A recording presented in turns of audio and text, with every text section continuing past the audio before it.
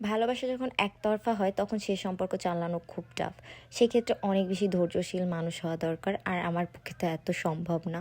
তাই জন্য আমার মনে হয় যে আমার জন্য এফোর্ট দিচ্ছে আমি তার জন্য এফোর্ট দিব, আর যে আমার জন্য এফোর্ট দিচ্ছে না অবশ্যই আমি তাকে দিব না। এটা ফ্রেন্ডশিপের ক্ষেত্রেও সেম, ফ্যামিলির ক্ষেত্রেও সেম। আমার কাছে একটাই রুলস। আমি জানি এক একজন এক এক রকমভাবে ভেবে থাকে, বাট আমি অ্যাকচুয়ালি ওরকম ভাবি না। তো আমার হাজব্যান্ড কিন্তু আমাকে অনেক অ্যাপ্রিসিয়েট করে আমার রান্না নিয়ে, অ্যান্ড সে অনেক বেশি পছন্দ করে। এই জন্য আমি শুধু তার জন্যই রান্না করি, কারণ তার জন্য রান্না করতে আমি মন থেকে ফিল করে রান্না করতে পারি। আর সেকেন্ড হচ্ছে আমার নিজের জন্য, কারণ আমি নিজের জন্য অনেক সুন্দর সুন্দর রান্না করতে পছন্দ করি, মানে এক্সপেরিমেন্ট করি। আর আমি এই মুরগির মাংস নিয়ে এত বেশি এক্সপেরিমেন্ট করে ফেলেছি যা আসলে আমি বলতে পারবো না। ভেজে কষিয়ে আলাদা ম্যারিনেট করে, মানে নানান টাইপের। আর আজ আমি আমার হাজব্যান্ডের জন্য সিম্পলভাবে রান্না করব, বাট অনেক ঝাল হবে, অনেক তেল হবে, অ্যান্ড অনেক মশলা হবে।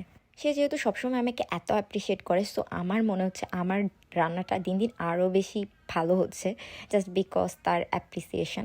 অ্যাকচুয়ালি এটা কিন্তু অনেক ইম্পর্ট্যান্ট একটা ব্যাপার, কারণ সাইকোলজিতেও এটার উল্লেখ রয়েছে যে কোনো কাজে যদি তুমি কখনো সাপোর্ট করতে থাকো একজনকে, তাহলে সেটা বেটার হবেই, মাস্ট বি, হতে বাধ্য। এটা সাইকোলজি বলে। আর আমরা তো নিজেদের লাইফে এটা ট্রাই করতেই পারি।